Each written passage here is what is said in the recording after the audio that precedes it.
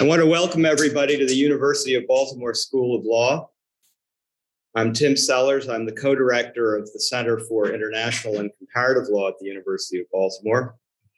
And I want to thank you all for coming to our faculty forum on the crisis in Ukraine, organized by Professor Ninkay Grossman, co-director of the Center for International and Comparative Law, in cooperation with every division and every part of this university, as you see, represented on the stage, but also in the audience. We're here in part to express our sympathy and our solidarity with the people of Ukraine. And at the same time, reaffirm our commitment to the fundamental values of non-aggression and universal human rights that are at the basis of the global world order. 5 University of Baltimore professors will briefly share their insights from a number of different perspectives. And then we're going to take your questions, respond to your questions, and discuss the issues that have been raised with each other. This forum is being sent out to the world simultaneously and also recorded. So your questions will be circulated outside this room, and I just want to notify you that it is being recorded. I also want, at the very beginning and outset of this, to express our great concern and friendship for the many Ukrainian scholars who have worked, studied at the University of Baltimore, particularly from our sister school, Kiev Mohyla Academy in Kiev, which is currently suffering a great deal, and from the Yaroslav Mudry National Law University in Kharkiv, which is also under attack. So now let me just briefly introduce our speakers. The first speaker will be Professor Ninkay Grossman, co-director of the Center for International and Comparative Law. Then Professor Michael Pevsner, Ernst & Young Chair in Accounting at the Merrick School of Business, who has many personal connections with Ukraine and I think also with Russia. Professor David Lingelbach, also of the Merrick School, who has met and worked with Russian oligarchs in various settings and can give us some insights into Russia, perhaps. Professor Robert Knowles of the School of Law, who will discuss the war's implications for the United States foreign policy and national security law. And Dean Roger Hartley of the College of Public Affairs, who will help to put this all into context. And our first speaker will be Professor Ninkay Grossman. Professor Grossman.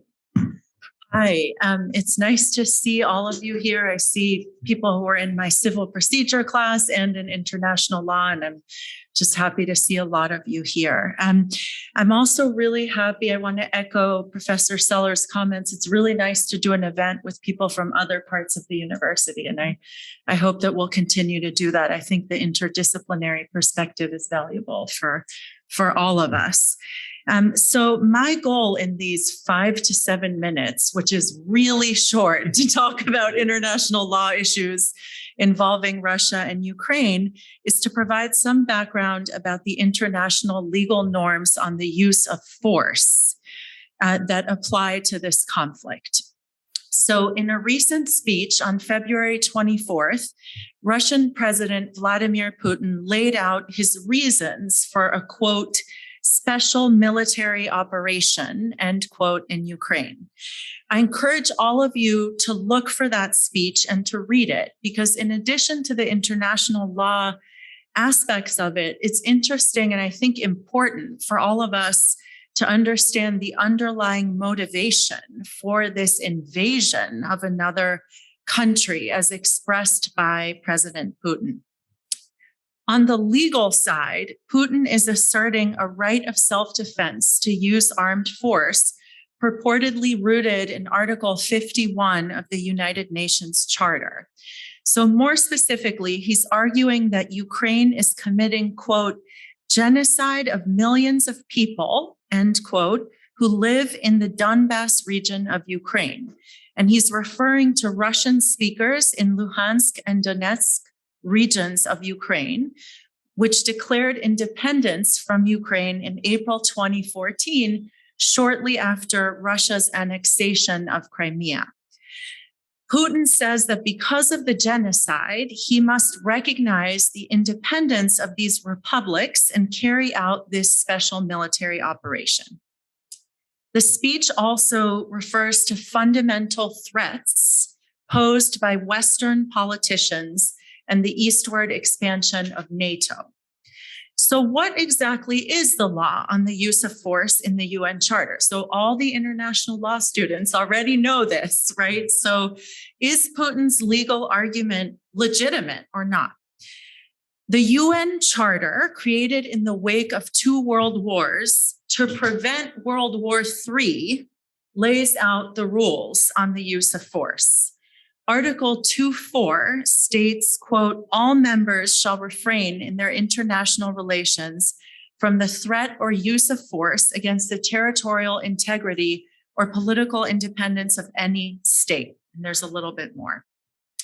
In essence, states are not allowed to threaten or use force against another state. That's what the UN Charter says, which is a multinational treaty, which, the vast majority of the countries in the world are parties to. The main exception to Article 2.4 is in Article 51. Article 51 says, nothing in the present charter shall impair the inherent right of individual or collective self-defense if an armed attack occurs against a member of the United Nations until the Security Council has taken measures to maintain international peace and security.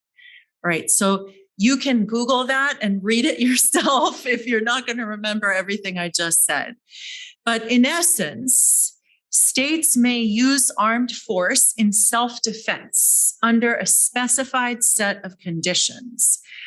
For example, the language says if an armed attack occurs. So if you are attacked, you are allowed to use self-defense. Although it's not explicitly laid out in the Charter's language, all uses of force in self-defense must be necessary and proportionate. State practice in interpreting and applying these provisions has added some additional exceptions, you could say, or incorporated them into the language, even though it's not explicitly there. So, for example, states have invoked self-defense to protect their nationals abroad. And actually, the US used this justification to invade Panama in 1989. We said that we were going to act to protect our nationals abroad. Most scholars of international law would argue that this is a valid legal justification only in very limited circumstances. So, for example, when there's an imminent threat, a failure or inability of the territorial sovereign to protect them, and the measures used are strictly confined to protecting them against injury. In other words, you can't use this justification of self-defense to protect nationals abroad to invade an entire country if you could do so by more limited measures. It's hard to argue that this is a legitimate basis for the use of force by Russia, especially not one of this scale. Also, there's no evidence of a genocide being committed against Russian speakers or ethnic Russians living in Ukraine. Ukraine even filed an application or a complaint in the International Court of Justice recently to contest this justification for the use of force by Russia, seeking, in essence, a declaratory judgment from the World Court that Ukraine's actions are not genocide. So they're trying to use the World Court to argue that Russia's justification for invasion is a misreading of the Convention against Genocide. Ukraine is also seeking provisional measures to require the Russian Federation to halt its military action. And yesterday, there were hearings in the World Court, which is located in the ICJ, on this very topic, and Russia did not appear at the hearings. Really quickly, another purported basis here is anticipatory self-defense. So Scholars and states have argued that there's a right to anticipatory self-defense. In other words, the UN Charter is not a suicide pact, right? There have to be some circumstances where a state can act even if it has not yet been attacked, right? And so there's debate around at what moment you can exercise anticipatory self-defense. Here, Putin is arguing that Russia is facing fundamental threats because of the eastward expansion of NATO. But even the most flexible approach to anticipatory self-defense requires some kind of imminent threat, like the gathering of armies, something that you can point to. And there's nothing like that here. So because I'm out of time, I'll just say there is no legal use of force here under the UN Charter system. And during Q&A, I'm happy to talk more about how the international system has responded, how international organizations have responded to this situation. Thank you. Thank you very much, Professor Grossman, for that very clear and helpful set out of the legal status of the situation. Our next speaker will be Professor Michael Pevsner. Professor Pevsner. Good morning, everybody. It's a pleasure to be in the company of such smart people. It's always a pleasure to hang out with at the law school. I wish the circumstances were different. I was asked to give a little bit of more personal perspective, and I'm not sure, honestly, what to talk about. I was born in 1977 in what was then Soviet Union, and became Ukraine in 1991.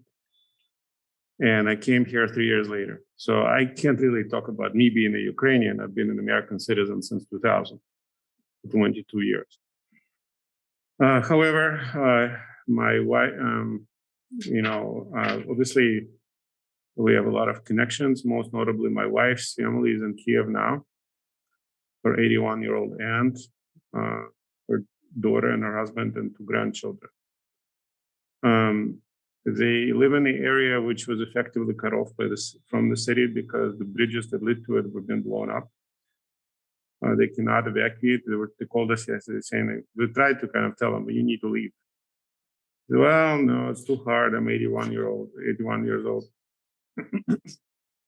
Yesterday they said they might. Today they told us they're not going to because somebody tried to evacuate and they were bombed and robbed. I'm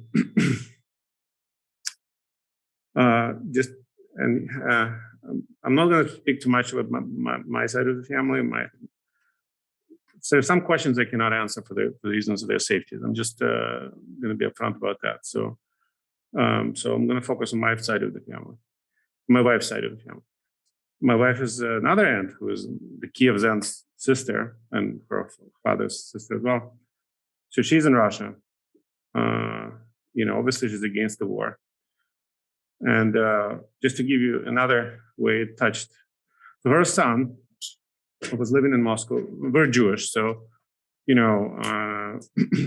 were until Soviet Union collapsed. It was hard to be Jewish in former Soviet Union. There was a lot of state-sponsored anti-Semitism. Even attendance at religious services was pretty dangerous. Since then, the Jewish life has flourished in Soviet and post-Soviet space, including Russia. So her cousin had lived a very good Jewish life. They were a very successful professional family. He was working for an American company, living in Moscow. He has a PhD in computer science. And literally, just to give you a personal example, when were the sanctions announced? Last Wednesday? I mean, I forget when. So essentially, he was told by his American Silicon Valley employer, you have to leave tomorrow for Kyrgyzstan. Otherwise, you're going to get fired. So literally, they boarded a plane to Kyrgyzstan, and 24 hours they were in Kyrgyzstan. I don't know if everybody knows where Kyrgyzstan is. Look on the map. It's in the very bottom, what used to be called Soviet Union. It's on the Chinese-Afghanistan border. And they're there now in Kyrgyzstan. They got them an apartment, and he's continuing to work there. All of their belongings, including a very expensive apartment that they owned in Moscow, had to be left in Moscow. So that's just 2 examples of how people's lives are affected. And I have to tell you that thank God everyone's alive, because I have a friend of mine, and this will be the last example of how personally. So I have a very close friend and his wife live in St. Louis, Missouri. and his wife's uncle. He's lived in America since late 1980s. Was in America for all intents and purposes. About 10 years ago, he decided to divorce. They got divorced with his wife, and he met a woman in Ukraine, and that's where he was living. He was killed by a sniper fire the first Saturday of the conflict. So now it must have been, March 1st, whatever it was? February 26th, I'm sorry. So here, and he was actually there. Why was he there? Because he was running an adoption agency to adopt disabled Ukrainian children by American families. That was his business. And according to my friend, he was basically being told that you have to leave, please leave, and he wouldn't leave. So, that's kind of, and these are, this is only, unfortunately, I have to say that the tragedies like this, they'll compound over my expectation is they will get worse and worse within the ensuing weeks. So I don't know, I'm happy to answer any questions, but, if anybody wants to more of a kind of cultural context or whatever, of historical context, but this is kind of how the war has affected my family and myself more directly. So anyway, I'll pass it back to you guys. Thank you very much, Professor Pevsner. I mean, just for that very vital reminder that these people who are being killed and attacked are real people like us and suffer as we would suffer in circumstances like that. The next speaker will be Professor David Lingelbach of the Merrick School. He's present with us remotely behind me. And he has had a lot of experience working in and with Russia, even I think at times with President Putin. So he can give us some insights perhaps into the mindset on the Russian side of the border. Professor Lingelbach. Tim, thank you very much. And Ninkay, thank you for organizing this. This is something that I think is terribly important for us all to do and to talk about. I thought I would spend a few minutes talking about three interrelated topics that have mattered a lot to me for more than 25 years. First, oligarchs. Second, Putin. And then thirdly, the former Soviet space, especially Russia. Let me start off with a definition, because I think a lot of people talk about oligarchs and don't really understand what they are. Oligarchs are people that utilize their business wealth to acquire power, or conversely, they employ their power to acquire business wealth. Because they have these two fundamental mechanisms of control, to be a little bit academic for a minute here, wealth and power, oligarchs have got an advantage over those people who are merely powerful, like Xi Jinping of China, or who are only wealthy, like Elon Musk, for example. And so oligarchs have to be understood as being in a different analytical category from people that they're sometimes confused with, such as kleptocrats or autocrats or tyrants or tycoons. It's important to say that both Russia and Ukraine have lots of oligarchs. And the reason for that is very simple. Both settings have high levels of uncertainty due in part to a long history of institutional instability. And that really is the breeding ground for oligarchs. Oligarchs are better able, because they have these two control mechanisms, to kind of lean into surprise and uncertainty. And they do this better, I think, than just about any other economic or political actors out there. And this is really one of Putin's principal advantages, I think. So let's talk about him next. As Tim mentioned, I do know Vladimir Putin reasonably well. I've studied him for a long time, but I also worked with him for about 1.5 years in St. Petersburg, Russia, before he moved back to Moscow and went on to bigger things. In my view, he's the most consequential oligarch of our time. He's a billionaire with an estimated net worth of $7 billion, according to my research. And he's also routinely ranked as one of the most powerful people in the world, which, of course, we're all experiencing right now. In Russia, Putin is the oligarch of oligarchs. There's really no other Russian oligarch of which I'm aware that has any significant degree of independence or power today. There have been a few, such as Mikhail Friedman and Andrei Kostin, both of whom I also know pretty well, who have made public statements that have to some degree distanced themselves from Putin's decision to go to war. The problem that Putin poses for all of us, I think, is this. He's got more tools in his tool chest than the rest of us. He's in short, he's a billionaire with nuclear weapons. And he sees himself right now, and I have this from a person who is a close acquaintance of his, and there's increasingly few of these people in Putin's isolated world. Putin sees himself right now as being in a fight without rules. And when Ninkay talked about the rules of the international order, that really resonated with me, because Putin is living in a very different world from that, it seems. When I started writing about Putin in the late 90s, I don't think any of us were really clear what he was, because he was just starting to kind of exercise himself a little bit on the stage. Today, I see him very clearly as an adventurer. I think he's never really outgrown his boyhood sense of adventure, and he's just been sort of playing this out on larger and larger stages. And unfortunately for us, and especially for the Ukrainians, his invasion of Ukraine is, I think, the great adventure of Putin's life. Every day of this invasion, there have been surprises, right? And I mean, and some of them from Putin's perspective have been negative, particularly the pretty major underperformance so far of the Russian military along a number of dimensions. But from Putin's perspective, that's not a problem per se, because he's like most other effective oligarchs out there. Surprises open up new opportunities for him. I do think I need to say this as someone who has worked with Putin. I do not believe that Putin is irrational. I do not think that he has somehow come unhinged. And you've heard this a lot in the media, this sort of like the go-to comment when people don't really understand somebody, they just say he's crazy. I do think, however, that he will attempt to continue to escalate.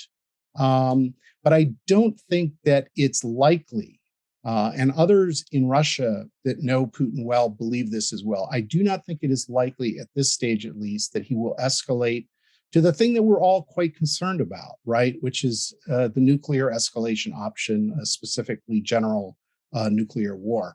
My only caveat on this would be, though, that assumes that the West does not choose to escalate militarily. And if that were to occur, I do have to associate myself with many others who have said that will likely get out of control pretty quickly.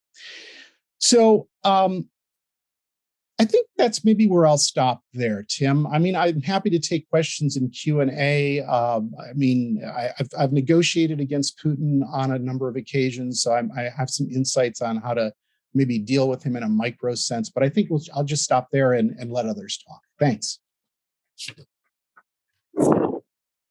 Thank you very much, David, for those very well-informed and very sobering observations. And the next speaker will be Professor Robert Knowles of the School of Law, who will discuss the war's implications for U.S. national security policy. Thank you. It's really an honor to be on the same stage with this magnificently expert group of folks, and I'm really humbled. I'm going to be short, and I'm going to talk a little bit about the law because I am a law professor and a legal scholar, but I'm also going to talk about American foreign policy because I think that what we're seeing now is unique for our time. And for our time, what I mean is since the end of the Cold War, the United States, it's what we often call a unipolar moment, meaning that the United States was the sole superpower and that nobody else was even close, right? And we, arguably don't live in that world any longer. This is pretty strong evidence that we don't. But all of us, I think, especially those who are younger, have never lived in a world in which the United States faced an existential threat from an adversary, at least in the form of a nation state. And as a result of that, I feel like there is a sort of a passivity when it comes to the exercise of war powers by the President of the United States and America in general, that we have used force around the world, especially after 9/11, which did expose some vulnerability for us, but that we've used massive amounts of military force in a way that's unlikely to produce any immediate or substantial backlash directly against the country, right? And so we've become somewhat used to the fact that the president can, participate in a conflict like in Syria, and that the American people will kind of go, well, okay, this is sort of a continuation of what we've been doing since 9/11. We've been using force throughout the Middle East and Africa and elsewhere to fight armed groups. And so I think we're not used to a situation in which the president's decisions, right, to go right up to the line of using force and perhaps even crossing over beyond and something that would actually qualify as the use of force, that is something that we need to decide as a people through our democratic processes, right? That Congress should be directly involved in deciding where the lines are in terms of what we can do in Europe. And so, yes, the United States is committed to, defending our NATO allies in Europe. The president does have certain war powers that flow from the Constitution. The president has statutory emergency powers, but what the president can't simply do is, under our Constitution and laws, is send troops into the middle of a war, right? Without some sort of, urgent justification, self-defense justification along the lines of what Professor Grossman talked about. And I think that, we're fortunate to have a president who is very carefully calibrating the escalation, things like sanctions, supplying arms, supplying expertise. I think there's a great deal of evidence that the United States has actually built a cyber warfare unit alongside the Ukrainians, is actually at this moment conducting cyber attacks on the Russians. So all that being said, I think that this is a dangerous moment for the United States, and it's a moment for all of us to wake up and pay attention and start to make our representatives become more active participants in the process of American foreign policy. Thank you very much, Professor Knowles, for pointing out how this all fits into our constitutional scheme here in the United States of America. The final speaker will be Dean Roger Hartley. Dean Hartley will bring this all into perspective from the perspective of the University of Baltimore and our broader community. And then we'll have questions from the audience and a little bit of conversation among the panelists. So Dean Hartley, I give you the floor. Thank you, Professor Sellers. And I also want to thank you so much for inviting me. I wanted to say how impressed I am with each of my colleagues here today about how eloquently you spoke on this really terrifically difficult issue. And I wanted to say to you, Mikhail, that I was very personally very moved by the experience that you relayed. And I'm really wishing and will be thinking about your family and your friends in Ukraine. I was asked to kind of put things into context, and I guess to do that is really hard. I wanted to start by saying that as a leader of a college, a marvelous college of public affairs on this campus that's completely dedicated to public service, I care very much about government. I care very much about the service and protection of people. And I admire my students and the students at UB that all want to go into fields that improve people's lives. And so in the midst of times where wars occur, we see, the role of governments, the role of nonprofits, and the role of communities become so much more important than they could ever be, right? I'm not a scholar of international affairs, and I'm not a scholar of the Ukraine. And I wanted to say that up front, and also plug some of my colleagues in the College of Public Affairs alongside my colleagues here that you should really seek out in the coming months if you want to know more about this conflict.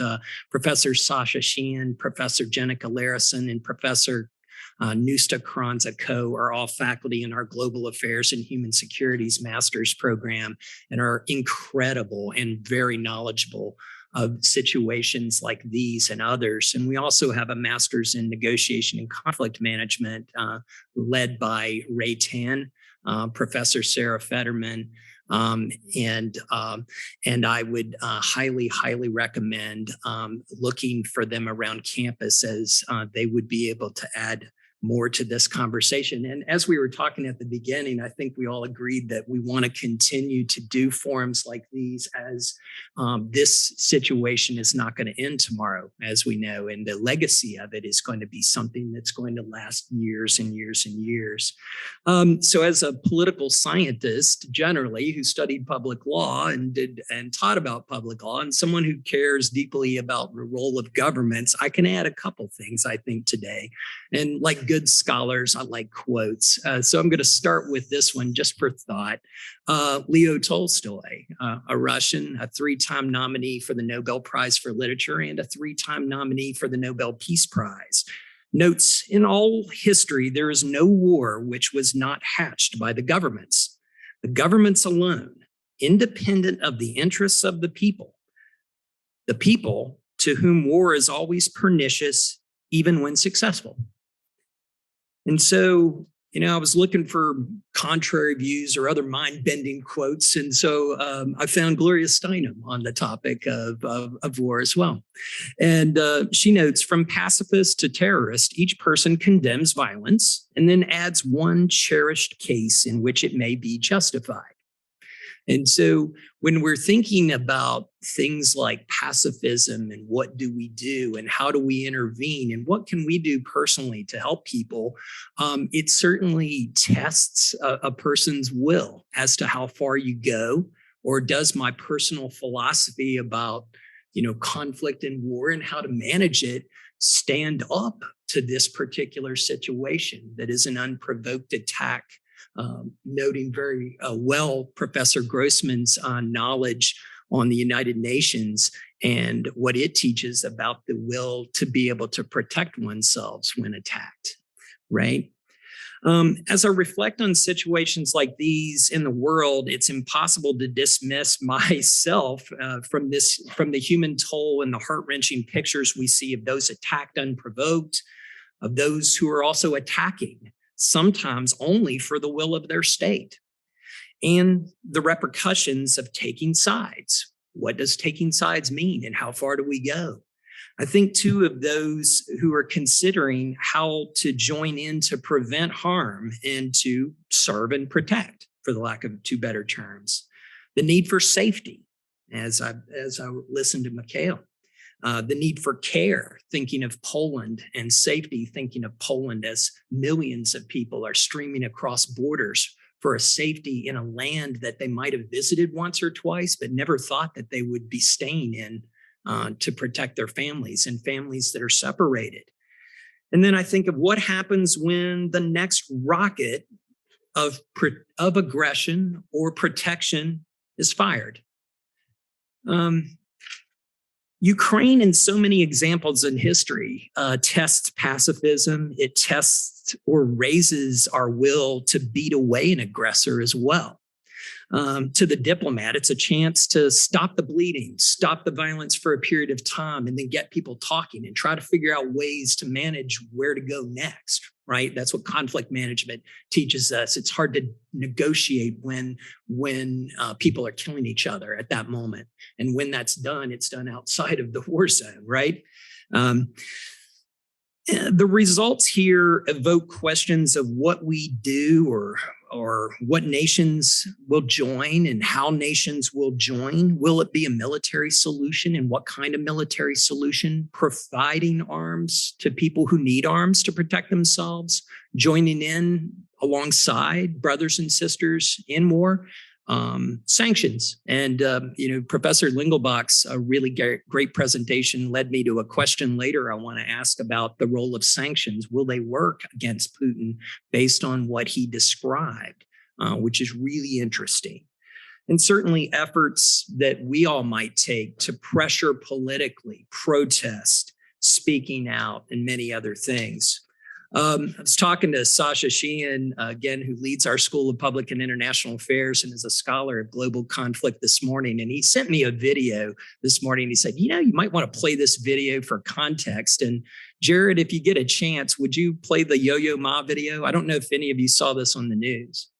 And thank you, Jared. I really appreciate it.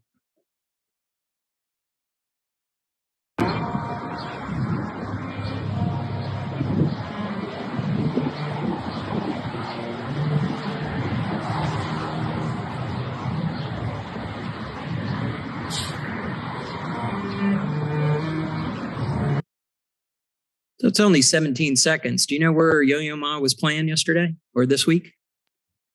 Outside of the Russian embassy. And what he said was, when asked why he was doing it, he said, well, each of us do what we can or what we know. And I thought that was really impressive and really powerful. Is it going to end the war? Not. But is it going to raise awareness? Perhaps. And he just felt moved and compelled to do something that is special, his gift, and share it.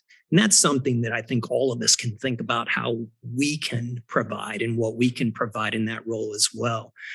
So I guess, my ending question, because political scientists ask questions and sometimes we answer them and sometimes we throw them out for others to answer, as what is our role personally in this, and what can we lend from our talents to support the people of Ukraine and perhaps even in some ways support the aggressors, and not by enabling, but by supporting their ability to walk away.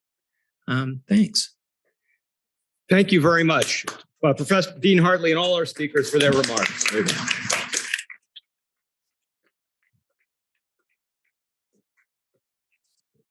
Our speakers have agreed and, in fact, eagerly anticipate questions from our audience, which is really what we're here to do in part. So if you have questions, please raise your hand. And we have got some speakers so that you can so we can hear your question. Good afternoon. Thank you guys for presenting today. In terms of legal action, now that we've seen Russia is absent from the ICJ or not showing up, is there any anticipation of legal remedies that Ukraine can seek in other tribunals, groups that may actually turn out a result that they can use, maybe something on the ICC or another EU body that may actually get Russia to show up? I think that's a question primarily for Professor Grossman. All right. Thank you for the question. So when you take international law, you see that there's the question of what the law is, and then there's the question of what the enforcement mechanisms are and how states use the machinery of international law to influence narratives and debates and make their cases. So Ukraine, filed this application in the International Court of Justice. Russia doesn't show up. What are you allowed to do when somebody doesn't comply with decisions of the ICJ? You go to the Security Council. Well, guess who has a veto power on the Security Council, right? So one of the big issues here is when the UN was created, we institutionalized this power structure. Russia can veto any substantive resolution at the Security Council. Now, the UN General Assembly last week voted, and I wrote this down, 141 of 193 member states voted in favor of a UN General Assembly resolution to condemn Russia's invasion and call for withdrawal. And they called Russia's action an act of aggression, which is also a legal term. Only 5 states voted against that resolution. There were 35 that abstained. The ones that voted against were Belarus, North Korea, Eritrea, Syria, and I believe the 5th one was Russia. So even though there's really no legal consequence to that, it is a marker of how much condemnation there is on this. And there are other things that are happening, like the ICC, the International Criminal Court, has opened an investigation into Russia's actions on Ukrainian territory because Ukraine is a member state of the International Criminal Court. But do you really think that the ICC is going to get Putin into its jurisdiction? I mean, I'll stop with this for those of you who are interested. The European Journal of International Law has a podcast, and the most recent one was called From Russia with War. And somebody asked one of the panelists, well, what about the ICC? They're never going to get Putin in the dock. And he said, that's what people said in 1941 about the war criminals. That's what people said, about Sudan, about Yugoslavia. So I don't know, but I think ultimately what's going on now is a political pressure campaign using international institutions and sanctions, which is a different issue. Let me just add something to what Professor Grossman has said, which is that we have a world order based on non-aggression and human rights. The first charges against at Nuremberg, the first charge at Nuremberg was a war of aggression. The second charge was crimes against humanity. So that's what we're seeing again today. If you don't want a world in which we have the war of all against all, the only escape is law. So the value of law is the attempt to create a world in which we can have peace and rights. So the consequences, the power consequences for transgressors may not be immediate, but the legal question is immediate. The legal consequence is immediate. Responsibility has attached. We know that crimes are being committed. The whole world recognizes that crimes are being committed. How we will enforce the prevention of these crimes is a more open question. I see quite a few questions in the audience, and I think that at least one of you already has a microphone. So, yes, sir.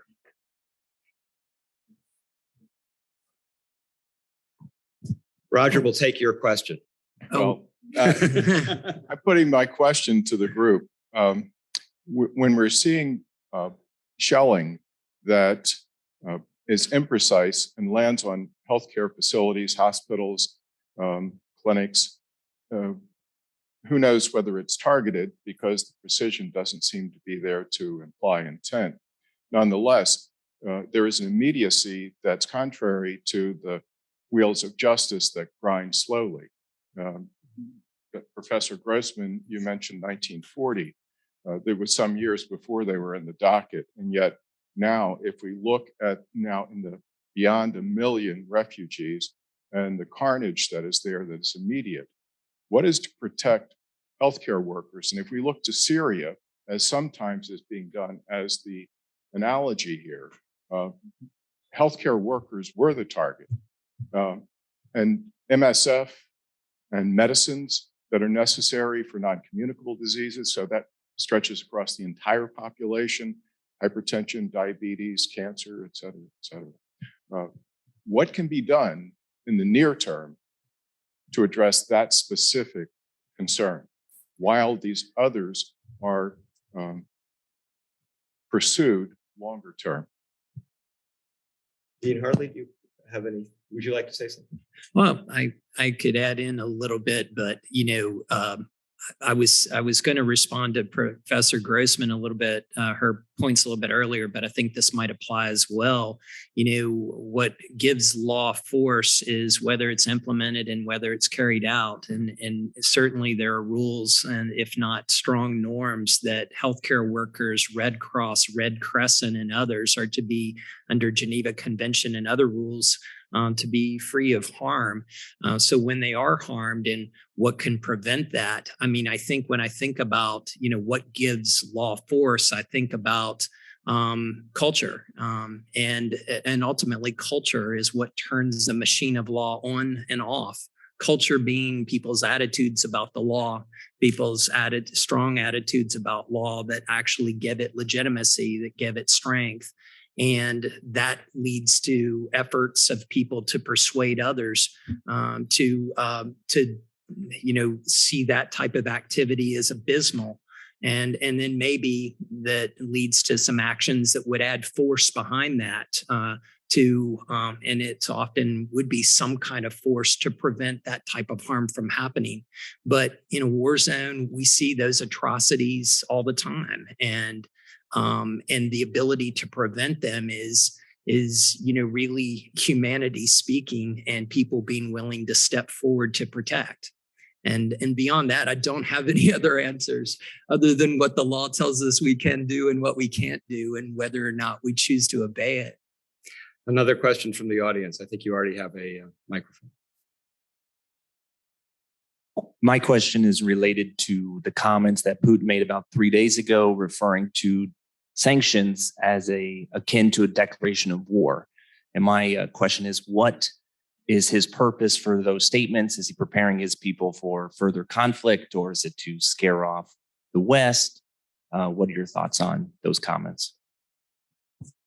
Matt, do you want to respond, or maybe actually better, David? Okay. Well, yeah, Tim, I can take a shot at that, but I would welcome other people's contributions as well. Couple thoughts about sanctions before I respond to that immediate question. I think we all have to remind ourselves about the historical track record on the efficacy of sanctions. They generally have not been terribly effective at modifying behavior, and state behavior, I should say. And in particular, when you're dealing with a state as large and consequential as Russia, I think the track record there is fairly dismal. So, and by the way, I just have to say this, since President Biden announced this morning that the United States would ban the importation of Russian oil, gas, and other energy products, that there are sanctions and there are sanctions, and the one that President Biden sort of announced this morning is, honestly performative. It doesn't have any real consequence, in as much as the United States has imported in the recent past trivial amounts of oil from Russia. So, what is Putin's thinking about sanctions? I think that there's a couple things going on. I don't think that yet these sanctions are having the impact that the West would like them to have on the average Russian. Of course, there are some restrictions. I mean, Mikhail can talk about this in a more micro kind of way. There's a restriction on the ability to get cash out of the bank, et cetera. But I don't yet see that they're going to have the effect on the Russian population that the West may think, nor do I see the connection mechanism yet from the Russian public feeling aggrieved and they're then sort of rising up in anger at Putin and disposing of him. I'm yet to be persuaded by that argument. So why would Putin call sanctions an act of war? This is the game that he plays. And it is a game that one needs to be aware of, because one of the things I had to be re-educated about Putin in this crisis is that he generally means what he says. So for people that have kind of written this off as being, loose talk by Putin, I don't see it that way. I think that one could reasonably expect at a time and place of Putin's choosing that there will be a consequence as a result of the continued sort of ratcheting up of sanctions. So I think that's the main thing that's going on here. I don't necessarily think it's about preparing the Russian people for conflict with the West. I think that's been going on for quite a while now. So that's my thought. So I see a question for Professor Shadetsky, and also just with regard to future questions, I see a group of students over there probably have questions if we can get a mic to them. But Professor Shadetsky. My question is a little bit longer term. Since reunification, I speak German, watch German news almost every day. And since reunification, Germany's been grossly responsible at its military, to the point where, and especially under Merkel, so to the point where today, German soldiers don't have enough binoculars. Forget about anything more sophisticated. Yeah. They and then now, even interestingly, in the government that's 2/3 left of center, 1/3 been very accommodating to Germany in the past. They're now doing an about face, putting 100 million euros back into the military, and NATO seems to be coming back together as a real force again, often under U.S. leadership. All of which can have a very big impact on relations with Russia longer term. And that's kind of my question: is this all going to be just? Do you think this is all going to be talk about getting NATO back together and Germany doing this about face? Or is this a longer, or this, once this Ukrainian crisis is sort of past us, whatever that might be, is this going to be a sustained effort on the part of Germany and the rest of NATO to strengthen itself militarily going forward, which had a very big impact on relations with Russia? Professor Knowles, do you have any thoughts on that? I wanted to, say, I think that Putin, and I would love to get confirmation of this from the knowledgeable person, that what Putin's strategy is here is to wait for the West to get bored. And I know that sounds really callous and cruel, but he wants us to no longer pay attention in the same way that we're currently paying attention. And ultimately he'll wait us out, and he'll continue his adventure, right? The alternative, of course, is that we escalate. And I do want to say, to sort of the flip side of what Professor Grossman said, is that it would be perfectly legal under international law for for the United States or any other power in the world, if Ukraine requested help, we could intervene in the war. Right, that would be justified under international law. Ukraine has been subjected to an armed attack. We can use force. The question is, what are the consequences, in terms of nuclear proliferation if that happens? And I think the problem is that we've never had a nuclear oligarch, right? Who's a war criminal, and I think this is unprecedented times. And so there are, if Putin means what he says and he escalates, then we have to consider, what are we willing to do short of, using nuclear weapons. And if your question is, what is our strategy? I mean, the actual strategy is, I'm not advocating this. I'm just telling you what they're saying in Washington and Europe. It's containment. It's a return to containment. There's not any discussion of something more stronger than that. But that was something that worked before. And I think that's what we seem to be. I mean, that's what we're planning to do again, I think. Yeah. So I think that there's no question that this has unified the West in a way that nothing has in a long time. If you remember, under the Trump administration, there was a whole discussion about how much NATO is funded by the Europeans and how much the Europeans are exercising leadership in NATO. It seems that now the Europeans are trying to exercise a lot of leadership in NATO, and that Germany increased its budget, as you know, dramatically to build up the military. So I think this is going to be a long-term, long-haul, remilitarization, increased militarization of Europe to contain Russia. On one other point, there's been a lot of discussion about, Zelensky has called for a no-fly zone, and for NATO and other allies to help implement a no-fly zone. And I think that's a really tricky scenario because once you have NATO troops bombing Russian airplanes, I think it's pretty hard to avoid a World War III. I think that is a World War III. So that is, part of the conversation now. Like, how far are the allies, willing to go? And we'll see how that evolves. Thank you for holding this panel. Oh, sorry, I omitted to get one more word before your question. Yours will be the final question. We're going to have an observation first. So I just want to add, I like your what was said about NATO nations being bored. I think it's pretty well, what Putin is trying to do is basically trying to West the West to crack.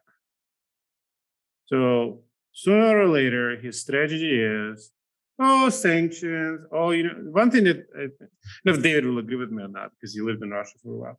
One thing we have to understand that there is two Russias, maybe three, I don't know.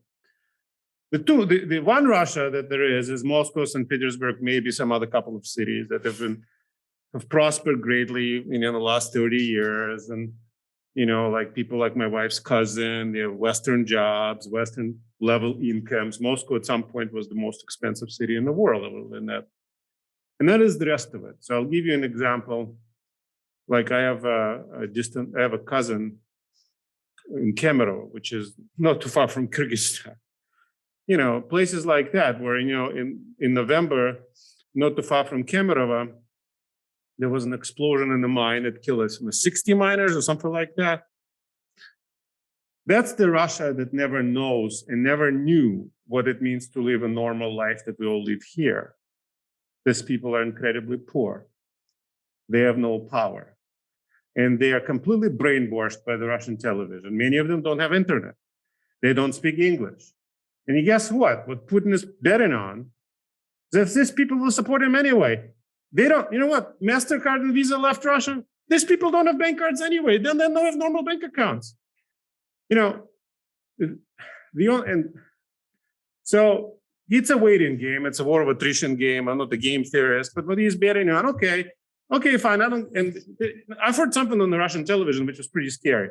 That in some ways, some of them, not on Russian television, on the opposition type of YouTube channels, they said, that's what he wanted. He wanted to destroy the oligarchy in a way. He wanted all these people to lose their money so he can go back with the Chinese. So I don't know what David thinks about that. But if that is true, then the worse it gets, in some ways, is better for him, sanction-wise, because this other Russia doesn't care about sanctions too much. And sooner or later, what will happen is the West will give in. It's already happening, by the way. What did Hungary say? Hungary said no sanctions on the Russian oil sector under these circumstances. Hungary, Germany, some of those, even, they will eventually crack. That's what he's betting on. So I don't know how long that will last. And, but that's kind of what I would add to that. Our final question from the audience. For holding this panel and providing us with your knowledge. I have many questions, but I'm going to boil it down to two. So first, why hasn't Ukraine been a member of NATO before? And because if they were, wouldn't that mean that there was an obligation under NATO for the Western countries to intervene?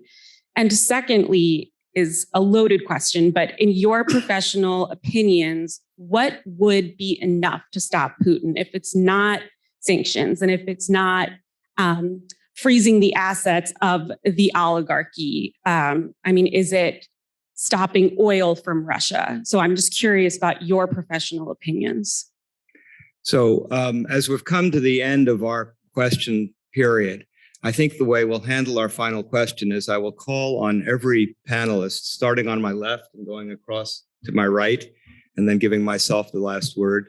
I'll call on every panelist to respond to your question, or if they don't feel they have the right response to your question, leave it for the next person to respond to, or anything else that they may wish to say in conclusion, having now heard each other speak and having heard your questions. So starting with Dean, Hardly.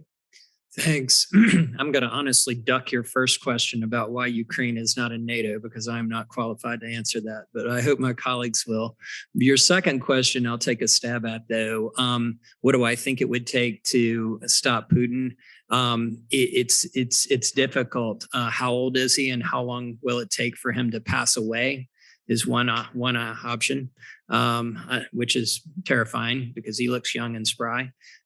Second, though, I think about the economic sanctions and what those might look like. I think Professor Presner's response was really great. Will those sanctions impact the people enough to revolt or to lose support for Putin? And if he has such an iron control, as some people suggest, over his people, will that be effective anyway if they could squash all protest like that?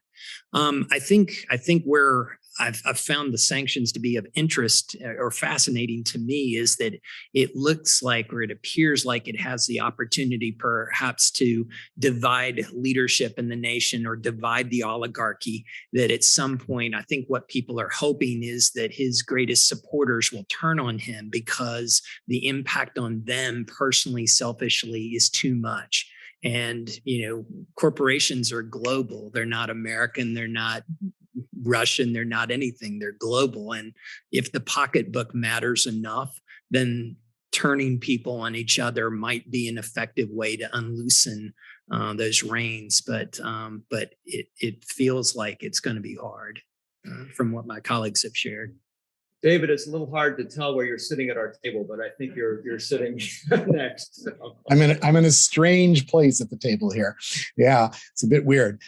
So these are great questions. Let me take a stab at both of them. I'm always game to try to answer these things. So their first question about why Ukraine's not in NATO, it's quite simple, really. Even before Putin, had Ukraine been in NATO, it would have been, from the Russian perspective, a casus belli. And so there you have it. You would have had an active war committed by NATO against the largest nuclear power in the world, other than the United States, where we're basically equal. So I think sounder heads did prevail in NATO discussions about this, and so that's why I think that's the essential answer to that question. The second question is really the question, isn't it? Right? How do we get this all to stop? Short run. Here's what I think might cause things to settle down.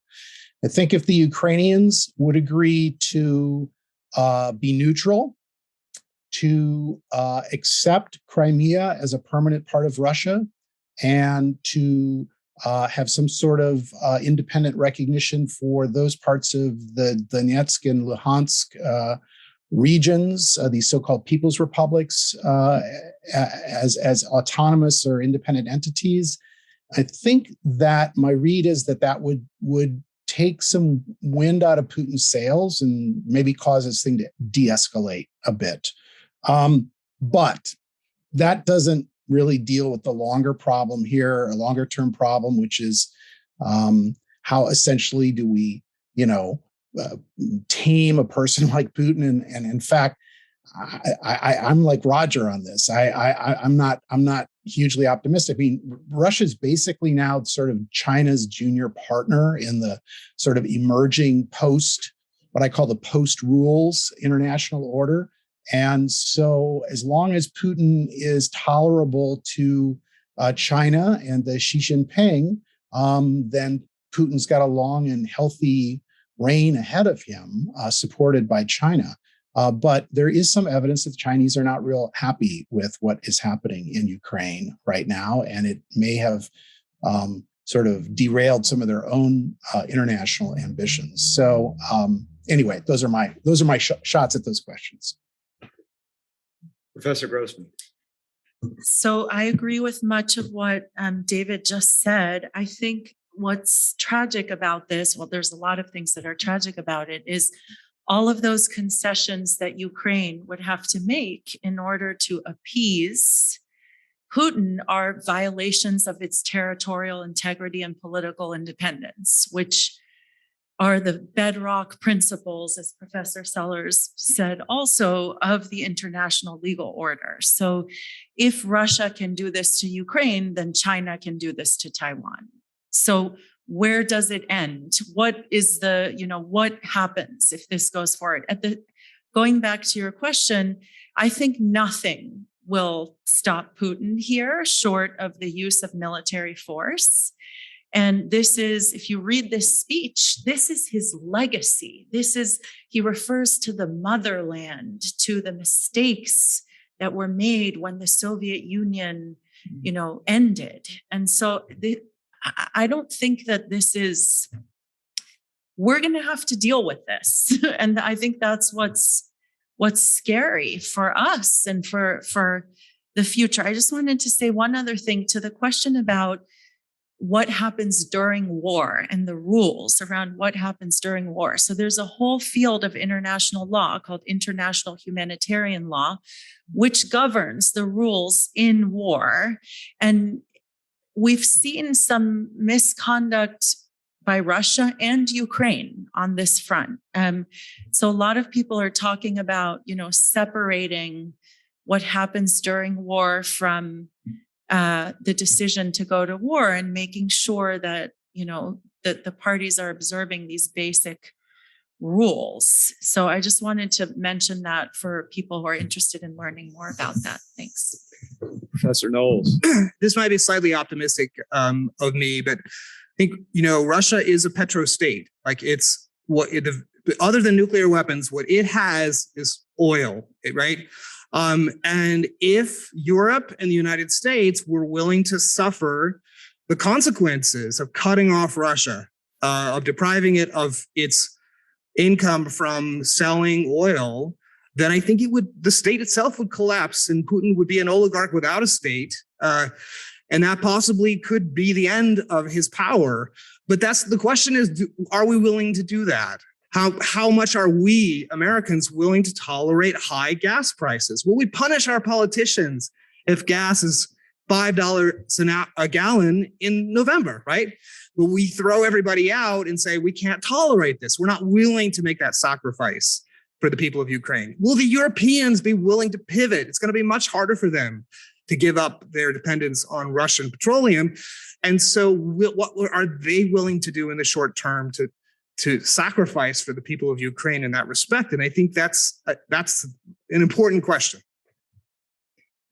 Professor Pevsner. I don't have much else to add. I agree with everything that was said. I don't know when it will end. The sad part is I just saw, if you actually want to get real-time news about this, Telegram is a great source, not CNN. I just saw a message in Telegram that President Zelensky has already agreed to discuss Crimea and the so-called People's Republics. So there's two sides of this.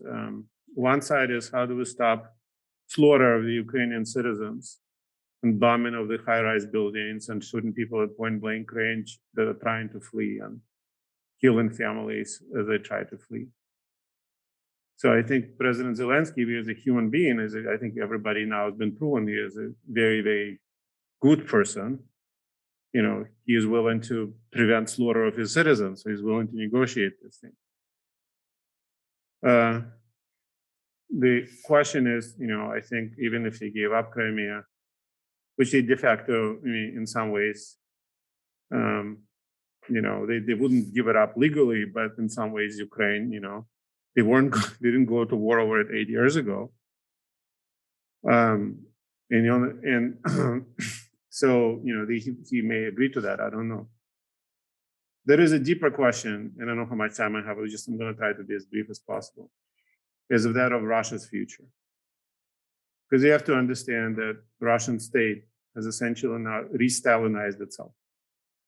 We talked about de-Stalinization of the Russian state when I was in elementary and middle school. It's re-Stalinized itself. It killed all of its independent press. It's all become illegal. And in the end of the day, it's people, if you listen to opposition Russian figures on YouTube and stuff like that, I don't know how many anybody who speaks Russian or not, they talk about turning Russia into big North Korea. That's what it's going to. It's a huge tragedy for humanity because as tragic as North Korea being what it is, Russia is not North Korea. Russia is a country with 135, 140 million people.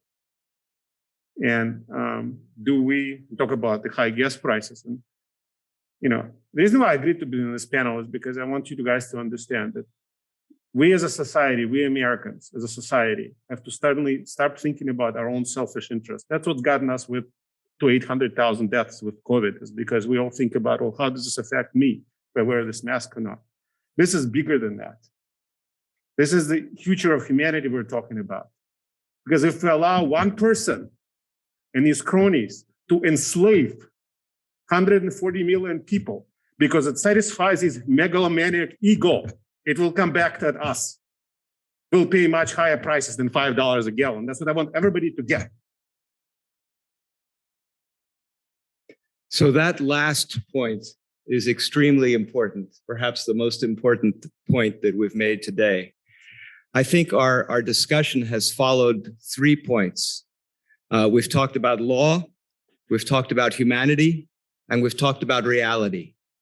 And all 3 of these points are important. With respect to law, I think law is the only solution if you want to have a peaceful world. So the maintenance of law and legal principles is extremely important. But these legal principles, the ones we've been discussing today, are also principles of humanity. So when we talk about the slaughter of innocents, when we talk about acts of aggression, this is something that touches us whether or not there is law. In the absence of law, we would still have a duty to humanity. And I think perhaps this is the most fundamental point in the one we just heard. But reality is these discussions of consequences. Is there something we could give Putin that would stop him from doing what he's doing? Is there something that we could do? And I think the answer that I hear from those I know who have had anything to do with Putin is no. There's nothing you could give him that would prevent him from at some point asking for more. And we've seen that because we gave him Georgia, we gave him Crimea, we gave him Donetsk, and he wants more. So I think it's a fantasy to imagine that by he gave a list of the things that he wanted. It includes all the things I just mentioned, but also that Ukraine give up its military, that it give up any connection with Europe, and that it subject itself to Russian suzerainty. So those are all things that he has already said that he requires. So I think we shouldn't have too much hope from appeasement. On the other hand, we don't want nuclear war. And so I think what we see is an attempt to draw a very firm line between direct engagement of our militaries and then all other efforts to put some pressure. And I fear, like everyone else, that this is not a short-term thing. And I also fear, like everyone else, that America may not have the moral fortitude. But I think people have been surprised before by the moral fortitude of America. This is a very, very, very consequential moment. So I hope that we will rally round. And at a minimum, I hope that we will be able to do what I think all of us have done today, which is to express our sympathy, our solidarity, our shared humanity with the people who are suffering everywhere. And not just in Ukraine, there are also Russians who are suffering because they are trying to resist what is happening to their country. So I think that really is the final word from this group, that we appreciate and participate in the solidarity that you all feel for the people who are suffering in Ukraine. Thank you for coming here.